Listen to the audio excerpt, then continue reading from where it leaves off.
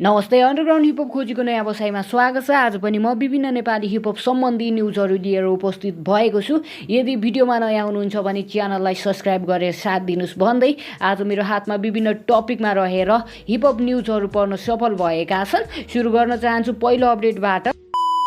मैले केही घन्टा अगाडि भिटेनको बारेमा अपडेट दिएको थिएँ र टाइटलमा राखेको थिएँ कि मलाई पनि थाहा थिएन भिटेनको च्यानल चाहिँ ह्याक भएको जस्तो देखिन्थ्यो हामीले सुरुमा हेर्दा, तर अहिले क्लियर भएको छ। भिटेनले चाहिँ जुन पोस्ट गर्नुभएको थियो केही समय अगाडि, जहाँ चाहिँ लाइभमा पनि भन्नुभएको थियो अब मैले फेस देखाउन चाहदिनँ, अडियो सङ्गहरू मात्र आउँछ भनेर। तपाईँ ब्याड एल्बमको प्रतीक्षामा हुनुहुन्छ होला, तर भिटेनको तर्फबाट चाहिँ ब्याड न्युज आइरहेका छन्। एक्साइटेड हुनुहुन्थ्यो होला। आजको दिनबाट चाहिँ भिटेनको सबै सोसल मिडियाहरू जति पनि इन्स्टा, फेसबुक लगायत युट्युब धरि उहाँले प्राइभेट गर्नुभएको छ। म क्लियर गर्न चाहन्छु, मेरो भिडियो हेरेर भ्रममा हुनुहुन्छ भने भिटेनको च्यानल चाहिँ ह्याक भएको रहेछ, सबै चाहिँ प्राइभेट गर्नुभएको रहेछ यस्तो देखाइरहेको छ। हामीले भिटेनको च्यानल त भेट्न सक्छौँ, तर गीतहरू सबै प्राइभेट भएका छन्। जति पनि अन्य च्यानलबाट भिटेनको गीतहरू आएका थिए ती गीत मात्र उपलब्ध रहेका छन् भिटेनको च्यानलमा। यो तपाईँहरूलाई जानकारी दिन चाहन्छु। त्यसै गरी अब सङ्घहरूको कुराकानी गरौँ। दसैँ आइरहेको छ, दसैँ विशेष सङ्घ पनि आएको छ। याबी र इजको तर्फबाट केपास युट्युब च्यानलमा आएको छ, तपाईँले गएर चेक गर्न सक्नुहुनेछ। गीतको टाइटल रहेको छ दसैँ आयो। बाबैले खसी किनेर म फर्केर आएको घर दसैँ भनेर, चोपा कोही थिएन म भेट्न आएको सबलाई। केटाहरू तास खेल्छ अनलाइन, डलर सलरमा हुन्छ कमाइ, पटट फुट्छ मासु कराई, खाएर हुर्केको तासको अड्डामा पिङहरू बनेछ ऐलानी जग्गामा, फ्याक्देको पटक्का गाडीको चक्कामा। त्यसै गरी आजको लागि अर्को अपडेट रहेको छ साईको दाईको तर्फबाट। साईको दाईको पनि आमा बुवा र भगवानको चाहिँ लिरिक्स भिडियो सार्वजनिक भइसकेको छ, तपाईँले गएर हेर्न सक्नुहुनेछ। यो भिडियोमा चाहिँ तपाईँले नै पठाउनु भएको चाहिँ आमा बाबासँगको भिडियोहरू चाहिँ जतिजनाले पठाउनु भएको छ उहाँहरूको चाहिँ भिडियो आएको छ, गएर चेक गर्न सक्नुहुनेछ। लिङ्क तल हुनेछ। मैले भनेको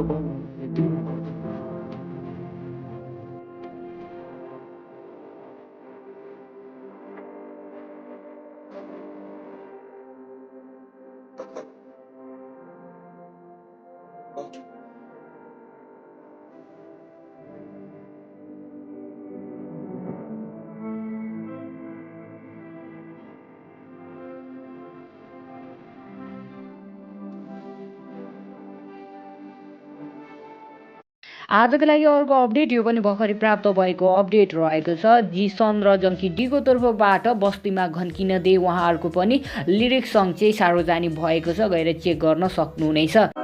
बेला अब हामीलाई नि जङ्गिन दे, बस्तीमा मस्तीले गीत घन्किन दे, धेरै भो नाटक भाइहरू दाइहरूलाई रेस्पेक्ट दे, चल्दैन मुजी गनाको तेरो त सुर्तीको फुर्तीले। त्यसै गरी यो चाहिँ 5 दिन अगाडिको अपडेट रहेको छ। DP9 फिट स्ट्यान्डको तर्फबाट वेट कास्ट भनेर उहाँहरूको पनि अडियो सङ्ग चाहिँ सार्वजनिक भएको छ। यदि हेर्न छुट्नु भएको छ भने लिङ्क तल हुनेछ, गएर चेक गर्न सक्नुहुनेछ। चाहिने कुरा तेरो माइन्डबाट सोच्छु गाई बान्न, कस्तो राइम हान्छ माझी औला तेरो लागि फुचे साइन माग्न, बच्चा फुचेहरू साइड लाग्ल, पचेन पारा मलाई जीवन फुचे भाइको, मिलेन लेबल तेरो बोला जेठो दाइ ब्रो। अब कुराकानी गरौँ अपकमिङ सङ्घको बारेमा। अपकमिङ सङ्घको कुराकानी गर्ने हो भने हामीले भोलि सुनामीको पनि खोरमा सङ्घ चाहिँ सुन्ने भएका छौँ।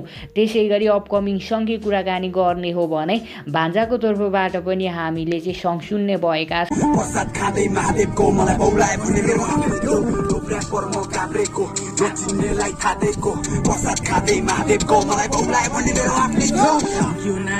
मेरो पाराने बेग्लै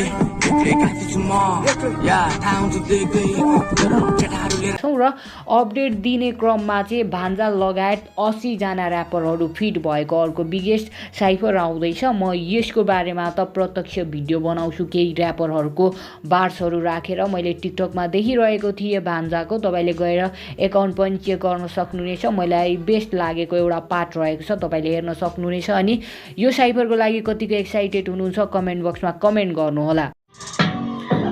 Made a big town, did a big talk, but a bikini लगाएर बना TikTok. I sell it, kill a motherfucker, bitch fuck. नसिका तेरो आमा like hip hop. Hey, never swap, bitch you go. Never had a spot by the beat, tap door. Never hit my spot. You should go run a 5 for the speed 5. Never had a spot, but a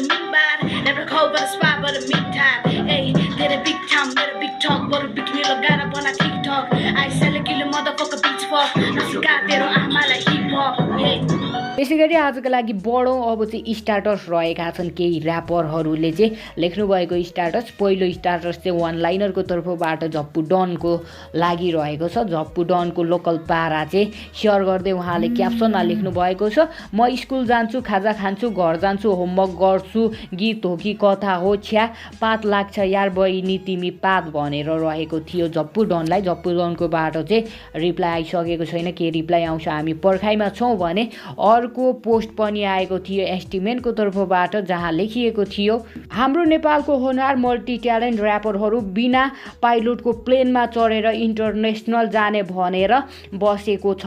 hope हाम्रो आर्टिस्टहरूलाई चाँडै प्लेनमा pilot छैन भन्ने कुरा ज्ञात होस् भनेर रहेको थियो एस्टिमेटको तर्फबाट। कसलाई स्ट्याटस रहेको छ तपाईँले बुझ्नुभयो भने कमेन्ट गर्न सक्नुहुनेछ। त्यसै गरी आजको लागि मैले अन्तिम स्ट्याटस लिएको छु भेक्टर र साइलीको तर्फबाट, जो चाहिँ बिट प्रोड्युसर हुनुहुन्छ, धेरैजनाको बिट पनि बनाइसक्नु भएको छ। उहाँले चाहिँ एङ्ग्री स्ट्याटस लेख्नु भएको छ, जसले चाहिँ उहाँको पैसा तिरेको